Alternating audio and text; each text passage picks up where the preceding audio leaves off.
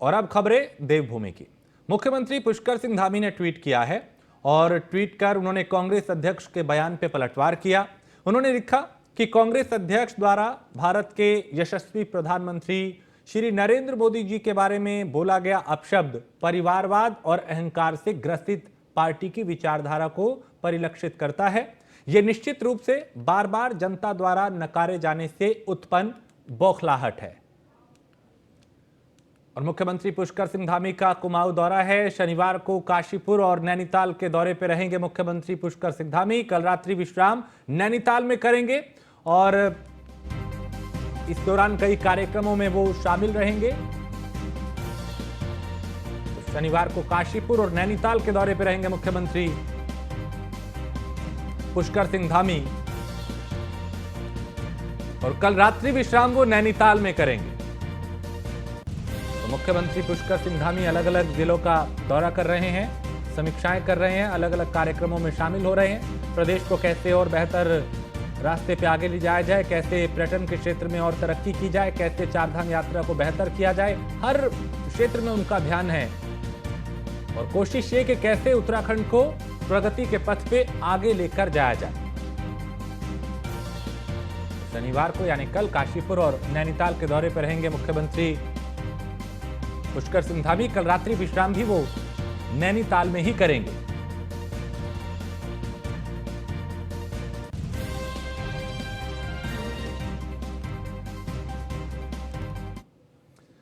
और चंपावत जिले के टनकपुर में आयोजित जिला योजना समिति की बैठक में कैबिनेट मंत्री रेखा आर्या ने प्रतिभाग किया। इस बैठक में 54 करोड़ की धनराशि से विकास कार्य किए जाने पर मोहर लगी। बैठक शुरू होने से पहले दिवंगत कैबिनेट मंत्री चंदन रामदास को श्रद्धांजलि दी गई। बैठक के माध्यम से लगभग चंपावत जिले को 54 करोड़ की धनराशि जो है आज विभिन्न विकास कार्यों के मद में जो है अनुमोदित की गई और मुझे लगता है कि इससे निश्चित रूप से जहां पर कमिटेड एक्सपेंडिचर को पूर्ण किया जाएगा, उसके साथ साथ में स्वरोजगार को भी और साथ साथ में विभिन्न विभाग, चाहे वो स्वास्थ्य के संदर्भ में हो, चाहे सड़क के परिप्रेक्ष्य में हो, नहर के परिप्रेक्ष्य में हो, जो भी चाहे भेषज के परिप्रेक्ष्य में हो, जो भी व्यवहारिक प्रस्ताव है वो आज सभी अनुमोदित कर दिए। और नई टिहरी में कैबिनेट मंत्री प्रेमचंद अग्रवाल ने जिला योजना की बैठक में हिस्सा लिया। इस बैठक में जिले के विकास के लिए 88 करोड़ 14,31,000 रुपए के बजट को मंजूरी दी गई। और जिला योजना की बैठक से पहले कैबिनेट मंत्री स्वर्गीय चंदन रामदास को श्रद्धांजलि अर्पित की गई और 2 मिनट का मौन भी रखा गया। उन्हें भावभीनी श्रद्धांजलि अर्पित की गई।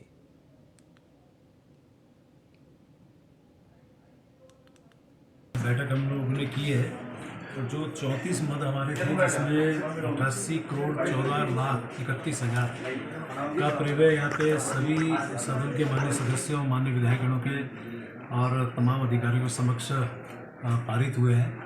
और उम्मीद कर रहा हूँ कि ये जो हमारे परिव्यय जो पास हुआ है, ये जैसा पिछली बार भी आप जानते हैं कि लास्ट टाइम जो बैठक हुई थी उससे बढ़ के हमने इस बार ये परिव्यय पास किया है। और कुछ इसमें पिछले जो चालू योजना है उसमें लगता है, शेष के लिए हम जो आगे आने वाली योजना है उसमें हम इसमें पैसा लगा। और नैनीताल के ऐतिहासिक राजभवन में 29 अप्रैल को पहली बार ज्यूरिस कप गोल्फ टूर्नामेंट का आयोजन किया जाएगा, जिसका शुभारंभ राज्यपाल लेफ्टिनेंट जनरल गुरमीत सिंह करेंगे। और लीगल गोल्फर्स एसोसिएशन नई दिल्ली द्वारा ये प्रतियोगिता आयोजित कराई जा रही है, जिसमें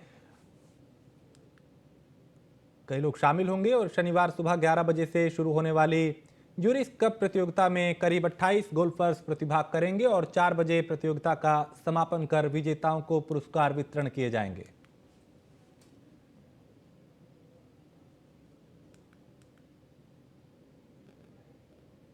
ये गोल्फ कोर्स जो है यहाँ हमारे नैनीताल में एक ज्यूरिस कप होना है। वो ज्यूरिस कप 29 तारीख को होगा, अप्रैल में 29 अप्रैल को सुबह 11 बजे से शुरू होगा और शाम को 4-1 बजे ख़त्म हो जाएगा।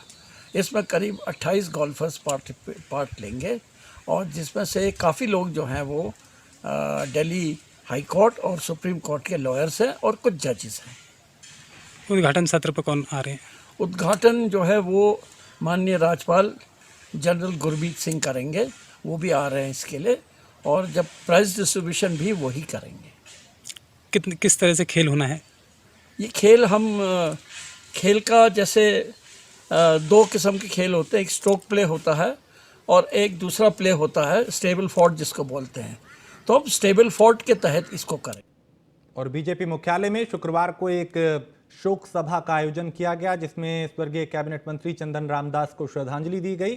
श्रद्धांजलि सभा में बीजेपी प्रदेश अध्यक्ष महेंद्र भट्ट, प्रदेश महामंत्री, कई विधायक और दून के मेयर समेत बड़ी संख्या में पदाधिकारी शामिल हुए। सभी ने उन्हें श्रद्धांजलि अर्पित की, उनके जो प्रतिमा है उस पर माल्यार्पण किया और उन्हें नम आंखों से श्रद्धांजलि दी गई। उनकी उपलब्धियों का जिक्र किया गया, उनके बारे में बताया गया, उनके जीवन पर प्रकाश डाला गया कि कैसे उन्होंने लोगों के लिए हमेशा काम किया।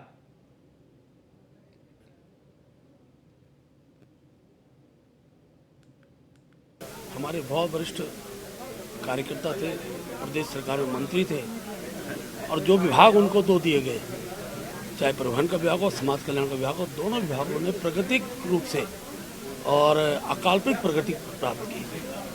अचानक उनका चला जाना हम सबको स्तब्ध करता है। कल मैं बागेश्वर में भी था और जिस प्रकार का जन स्नेह उनके प्रति वहाँ की जनता ने दिखाया, अपने आप में बहुत था। माननीय मुख्यमंत्री जी ने कल वहाँ पर कहा है कि चंदन रामदास जी ने बागेश्वर की जनता के लिए जो वादे किए गए, जो उनकी घोषणाएं थी, उसको धरातल पर उतारा जाएगा। मैं आज प्रदेश अध्यक्ष होने के नाते भारतीय जनता पार्टी के सभी सदस्यों की ओर से उनके प्रति संवेदना व्यक्त करता हूँ।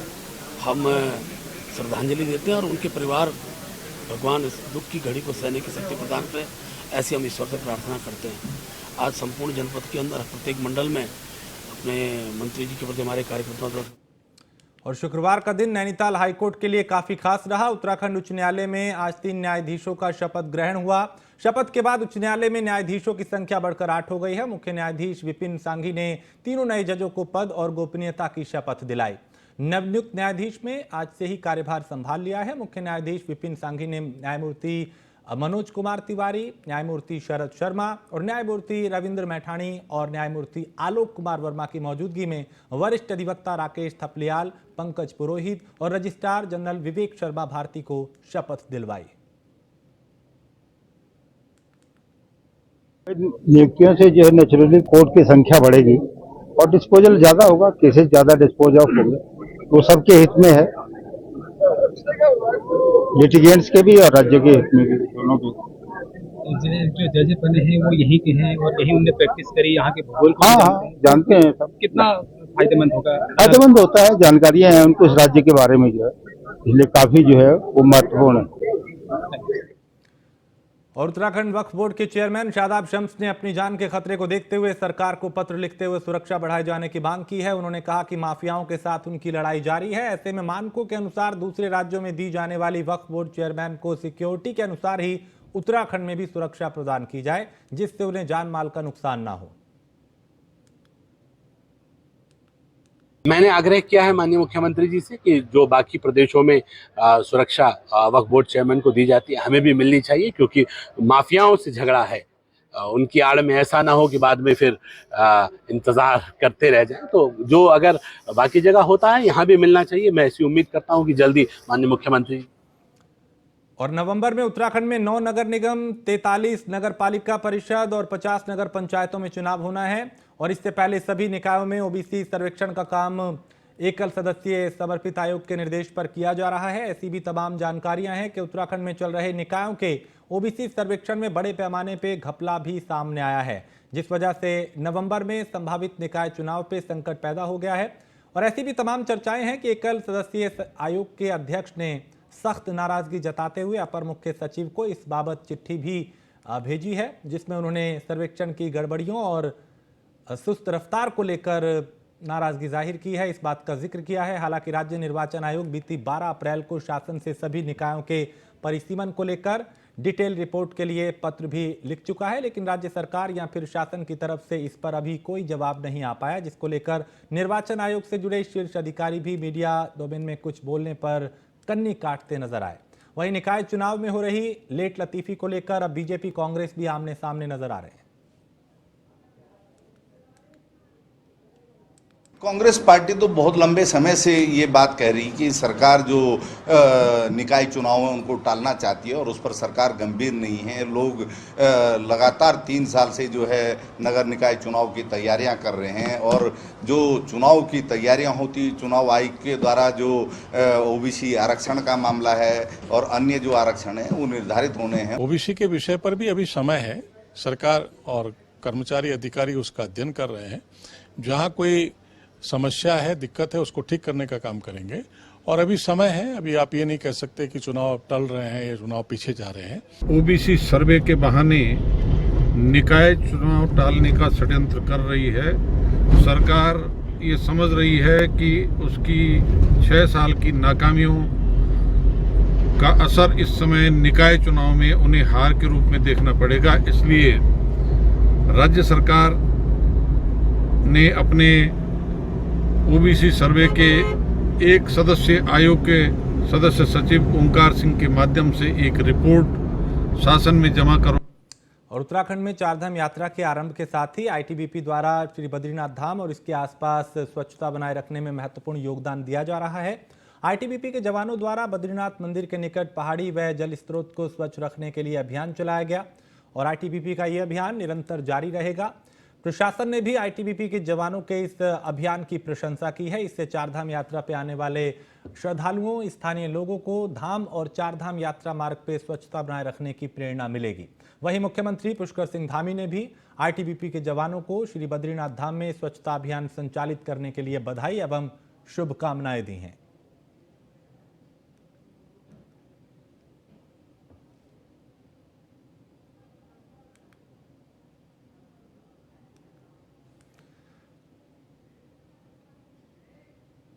और उत्तराखंड में चारों धामों के कपाट खुलने के बाद चारधाम यात्रा की विधिवत शुरुआत हो गई है। ऐसे में अब श्रद्धालु भी लगातार चारों धाम में दर्शन के लिए पहुंच रहे हैं। बद्रीनाथ धाम के कपाट खुलने तक चारों धाम में अब तक 1,25,000 के करीब श्रद्धालु दर्शन कर चुके हैं। सरकार द्वारा चारधाम में आने वाले श्रद्धालुओं के लिए व्यवस्थाएं बेहतर की गई हैं। इसके लिए गढ़वाल आयुक्त सुशील कुमार लगातार मॉनिटरिंग कर रहे हैं।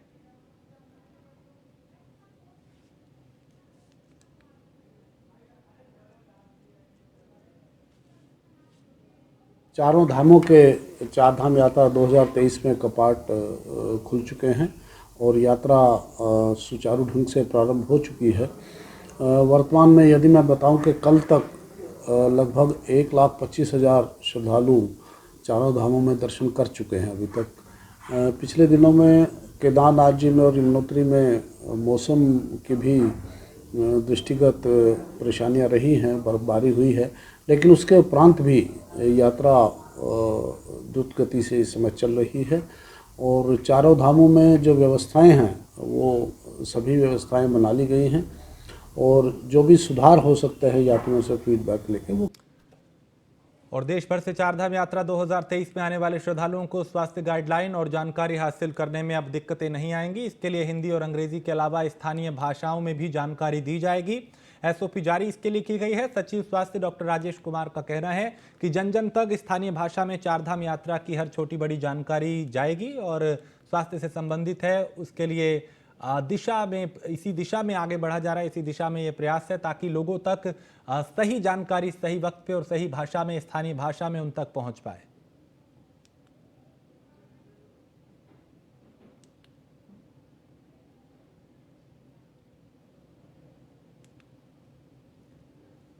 तो 22 अप्रैल को गंगोत्री और यमुनोत्री के कपाट खुले थे, 25 अप्रैल को केदारनाथ धाम के कपाट खुले थे, जबकि 27 अप्रैल को बद्रीनाथ धाम के कपाट खुले और इसके बाद श्रद्धालुओं का यहां पहुंचने का सिलसिला जारी है।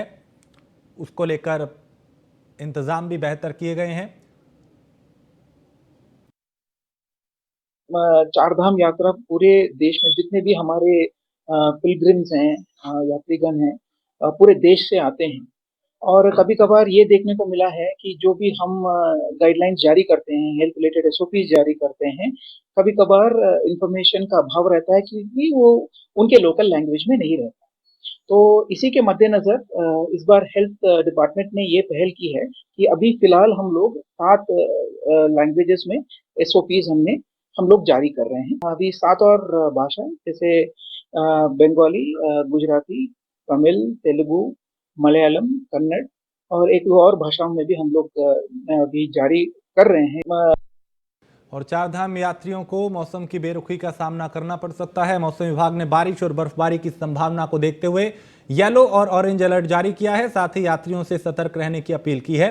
वहीं मौसम विभाग ने 28 यानी आज और 29 अप्रैल को बारिश, ओलावृष्टि, बिजली गिरने और बर्फबारी के लिए येलो अलर्ट जारी किया।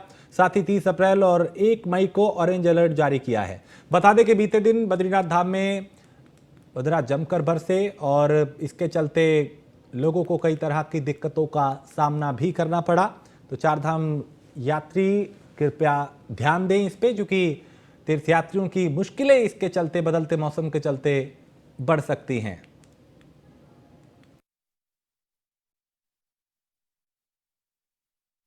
के लिए ऑरेंज अलर्ट जारी किया गया है।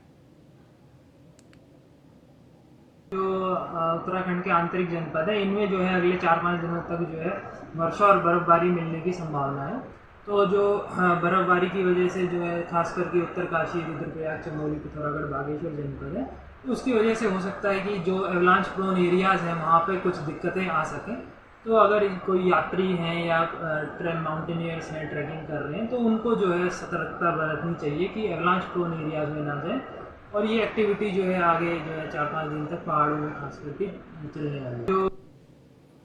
और चारधाम यात्रा शुरू हुए महज 5 ही दिन हुए हैं, लेकिन अब तक 8 श्रद्धालु यात्रा के दौरान अपनी जान गंवा चुके हैं। जहां एक तरफ लगातार मॉक ड्रिल का आयोजन कर स्वास्थ्य विभाग अपनी तैयारियों को पूरा बता रहा है, तो वहीं दूसरी तरफ 7 लोगों की जान हार्ट अटैक की वजह से गई है, जबकि एक व्यक्ति की मौत पहाड़ी से नीचे गिरने से हुई। हालांकि स्वास्थ्य सचिव डॉक्टर आर राजेश कुमार के अनुसार विभाग ने चारधाम को लेकर कोई कसर नहीं छोड़ी। हेल्थ एटीएम भी कई जगह पे लगाए गए हैं, जिनसे यात्री मेडिकल टेस्ट करवा सकते हैं। साथ ही स्वास्थ्य विभाग की तरफ से चारधाम में आ रही यात्रियों से यह अपील की जा रही है कि सभी मेडिकल टेस्ट करवाने और पूरी तरह स्वस्थ पाए जाने के पश्चात ही यात्री चारधाम यात्रा को शुरू करें।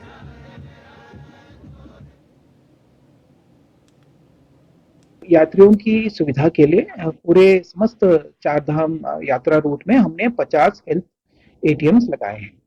इसके अलावा जितने भी हमारे मेडिकल रिलीफ पोस्ट हैं चारों धामों में, जैसे केदारनाथ में 10 हैं, गंगोत्री में 1 है, यमुनोत्री में 3 है और बद्रीनाथ जी में 3 है।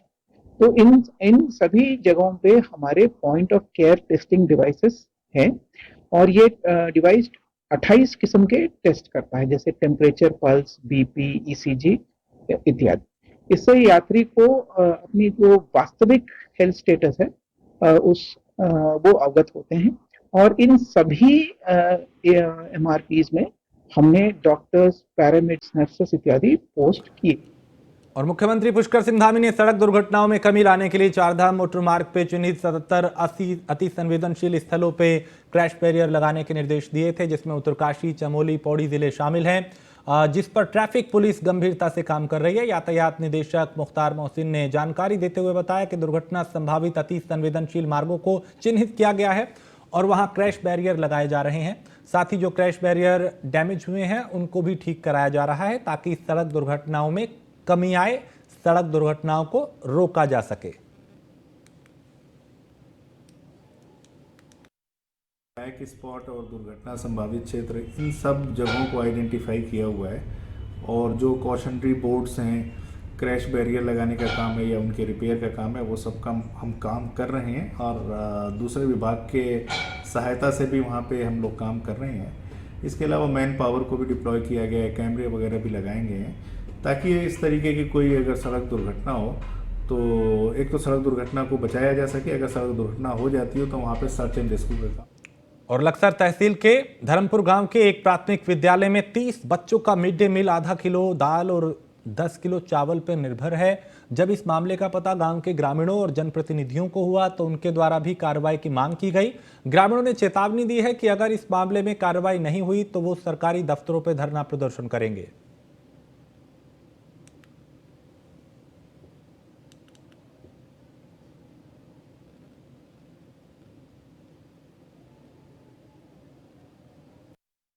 मैं ग्राम धर्मपुर में प्राइमरी स्कूल, जिसमें टीचर राजेंद्र कुमार जी हैं, कल मैं स्कूल के निरीक्षण पे ऐसे ही चला गया तो मैंने देखा वहाँ 10 किलो चावल और आधा किलो दाल, जिसमें 26 बच्चे मैंने खुद गिने वहाँ बैठे हुए थे, उनके लिए बन रही थी। और जो पोषण आहार उनके लिए सरकार दे रही है, उसे खाने का काम इस टीचर के द्वारा किया जा रहा है और ये बात बिल्कुल बर्दाश्त नहीं होगी। मैं मुख्य शिक्षा अधिकारी से कहना चाहूँगा, इस पर प्रकाश डालकर इस समस्या का समाधान करें। अगर इस समस्या का समाधान जल्द से जल्द नहीं होता तो मैं अपनी पूरी यूनियन, पूरी टीम के साथ उनके कार्यालय पर धरना प्रदर्शन कर करूँगा। मैंने वहाँ से खाने की व्यवस्था देखी बच्चों के लिए, तो वहाँ से का लगभग आधी किलो दाल के करीब थी और 10 किलो करीब चावल थे और जी बच्चे हैं 30 कम से कम। इसमें ये देखो कितना कम में बच्चों को खाना मिल रहा है। और मसूरी माल रोड पर चल रहे सौंदर्यीकरण और पुनर्निर्माण के कार्यों में हो रही देरी को लेकर जहां मसूरी के लोगों में गुस्सा है, वहीं पर्यटन सीजन भी शुरू होने वाला है, जिससे संभावना जताई जा रही है कि माल रोड में चल रहे निर्माण कार्यों के चलते पर्यटन सीजन प्रभावित हो सकता है। जिला प्रशासन माल रोड के पुनर्निर्माण के कार्यों को अप्रैल महीने के अंत तक पूरा कराए जाने को लेकर लगातार काम कर रहा है, जिसे लेकर जिलाधिकारी देहरादून सोनिका द्वारा समय समय पर माल रोड के पुनर्निर्माण और सौंदर्यीकरण को लेकर किए जा रहे कार्यों की समीक्षा की जा रही है। शुक्रवार को जिलाधिकारी ने करीब 2 किलोमीटर की माल रोड का पैदल निरीक्षण किया। अधिकारियों को अप्रैल के अंत तक माल रोड की सड़क का निर्माण करने के निर्देश भी दिए। जो ये वाला एरिया तो इन्होंने ब्लैक टॉप कर दिया है, फिर यहाँ से जो झूला घर से आगे का जो एरिया है अपर मॉल रोड इन्होंने ब्लैक टॉप कर दी है, लोअर मॉल रोड, और फिर वहाँ से जो पिक्चर पैलेस तक का रास्ता है अभी उसमें काम चल रहा है और हम लोग पूरी कोशिश कर रहे हैं कि हम लोग अप्रैल एंड तक ही इस पूरे काम को कंप्लीट कर दें। थोड़ा बहुत आगे पीछे हो तो भी, लेकिन कंप्लीट करने की पूरी ने कहा कि हम तो कोशिश करेंगे कि हम 30 तारीख तक, अभी भी हमारे पास 3 दिन है और हम पूरी कोशिश करेंगे कि हम 3 दिनों में काम पूरा कर लें, प्रोवाइडेड बरसात या कोई इस तरह का इशू ना अभी जगह जगह डंप पड़ा भी उठा रही है, वो मलबा अभी उठाएंगे। अभी मैंने कह दिया इन लोगों से कि अभी तत्काल उठाएंगे और आज इन्हें हटाना ही। और देहरादून जिले की रानी पोखरी थाना पुलिस ने 2 चोरों को गिरफ्तार किया है, जिनके पास से कुछ दिन पहले चोरी की गई मोटरसाइकिल और स्कूटी जो है वो माफ कीजिएगा पकड़ी गई थी, बरामद हुई थी। और आरोपियों की पहचान आकाश कुमार और अर्जुन थापा के रूप में हुई। पुलिस दोनों के आपराधिक इतिहास की जानकारी जुटा रही है।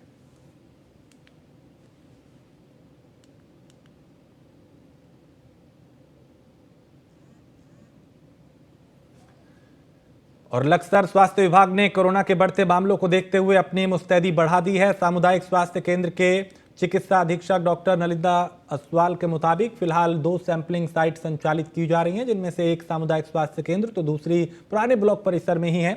वहीं स्वास्थ्य विभाग के मुताबिक मौसम की बीमारियों से खांसी, जुकाम और बुखार के कोविड से मिलते जुलते लक्षण होने के कारण चुनौती और ज्यादा बढ़ी है।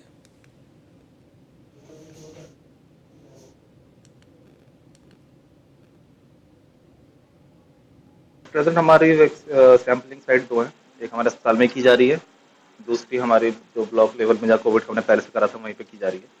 उसके अंतर्गत अभी जितने मामले आ रहे हैं पिछले 1 हफ्ते में ऐसा कोई पॉजिटिव केस नहीं आया। पॉजिटिव केस अगर आता है, पॉजिटिव रेट अगर बढ़ता है, हम जिसका हम सर्वे कर रहे हैं टाइम टू टाइम, उसके अंतर्गत हम देखेंगे वो हॉटस्पॉट एरिया कौन सा है। बस मेरा लोगों से यही होगा कि जितने भी 60+ लोग हैं या बच्चे हैं वो भीड़ भाड़ से भी बच के रहें, मास्क का उपयोग जरूर करें और वैक्सीनेशन अगर हो रखा है तो अच्छी बात है। और वैक्सीनेशन की जैसे हमारे पास वैक्सीन आई है उसके अंतर्गत हम सबको 30 डोज या दूसरी डोज जिसकी बची है उसके साधन सारे हैं, पहले के हिसाब से सब कुछ है। कंसंट्रेटर, ऑक्सीजन सिलेंडर, सारे स्टाफ की ट्रेनिंग हो रखी है, ऐसा कुछ नहीं है। एक डेडिकेटेड हॉस्पिटल हमारा मेला पहले भी चला था, वो अभी भी सीएम सर के आदेश पे उसमें चल रहा है। और रुड़की में केंद्रीय प्रदूषण नियंत्रण बोर्ड और रुड़की नगर निगम की संयुक्त टीम ने शहर में कई स्थानों पर प्रतिबंधित पॉलीथीन के खिलाफ छापेमारी की। इस दौरान टीम ने भारी मात्रा में प्रतिबंधित पॉलीथीन को जब्त किया। टीम की इस कार्रवाई से स्थानीय दुकानदारों में काफी हड़कंप मच गया। इस दौरान टीम ने लोगों को सिंगल यूज प्लास्टिक इस्तेमाल नहीं करने की हिदायत दी है।